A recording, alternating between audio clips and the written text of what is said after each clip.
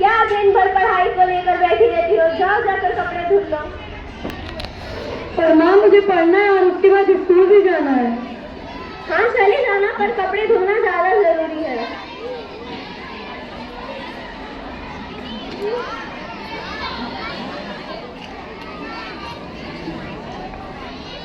लोग लोग आ रही हूँ। आपका भोपाल से पत्र आया है। लीजिए। यहाँ पे साइन कर दीजिए। साइन वो क्या होता है?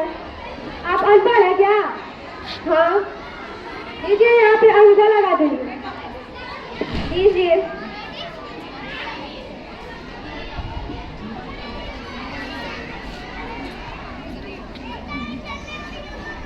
हाय राम, मुझे तो पढ़ना ही नहीं आता।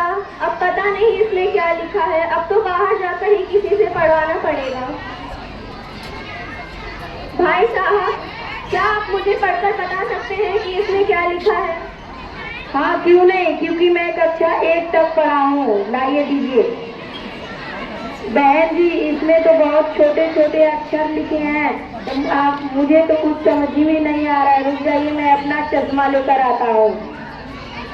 हाय राम, ना जाने वह चश्मा लेने गया है या आंखों की मोतियां। भाई साहब, क्या आप मुझे पढ़कर बता सकते हैं कि इसमें क्या लिखा है?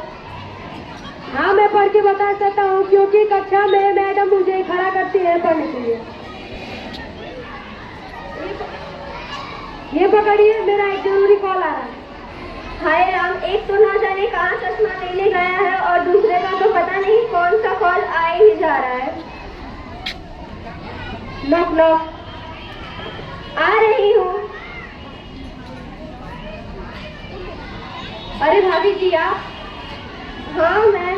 जी बोलिए। आप तो दिखाई नहीं थी, जैसे ईद का चांद हो। अरे वो मुझे थोड़ा सा ना कुछ काम था इसलिए। आइए अंदर आइए। अरे भाभी जी, ये कैसा कागज है? अरे वो एक भोपाल से पत्र आया है, पर मुझे तो पढ़ना ही नहीं आता, इसलिए मुझे नहीं पता कि इसमें क्या लिखा है। पर आप तो पढ़ी लिखी लगती है, क्या आप मुझे बता सकती हैं कि इसमें क्या लिखा है? क्यों नहीं, आपने सही पकड़ा। मैं पूरी 4वीं कक्षा तक पढ़ी हूँ। हे भगवान, इसमें क्या लिखा है? मुझे तो पढ़ना ही नहीं आता, मैं क्या बताऊँ।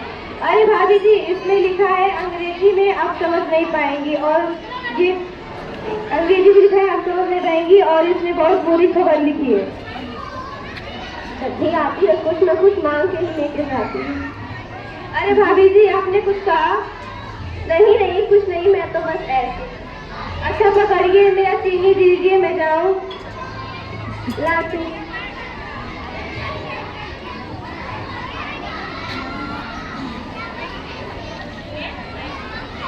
और भाभी जी आप ठीक है ना? हाँ मैं ठीक हूँ। ठीक है, मैं चलती हूँ। ठीक। हाय राम, मुझे तो पढ़ना ही नहीं आता, ना जाने इसमें क्या लिखा है। अरे दरवाजा तो खुला हुआ है।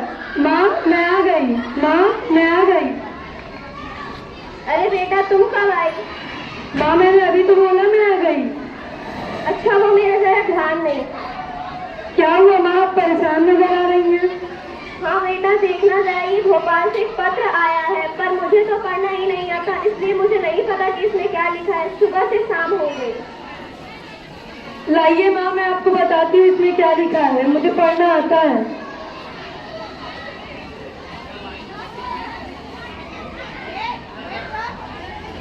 माँ इसमें लिखा है कि नानी जी,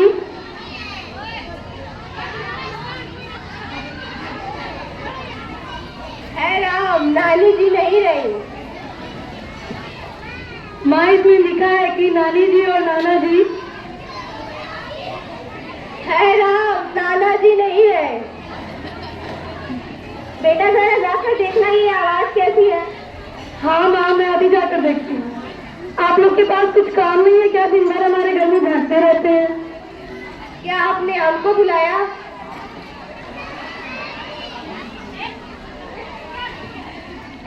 लाइए माँ, मैं आपको पढ़कर बताती हूँ। माँ इसमें लिखा है कि नानी जी और नाना जी दोनों ही कुशल मंगल हैं और उन्होंने अपना आशीर्वाद भेजा है। वाह बेटा, तुम्हें तो पढ़ना आता है, इसलिए तुमने मुझे बता दिया। अब मुझे पता चला कि पढ़ाई का जीवन में कितना महत्व है। अब से मैं तुमसे घर का कोई भी काम नहीं कराऊंगी और तुम जहाँ तक पढ़ना चाहती हो मैं तुम्हें वहाँ तक पढ़ाऊंगी। Thank you.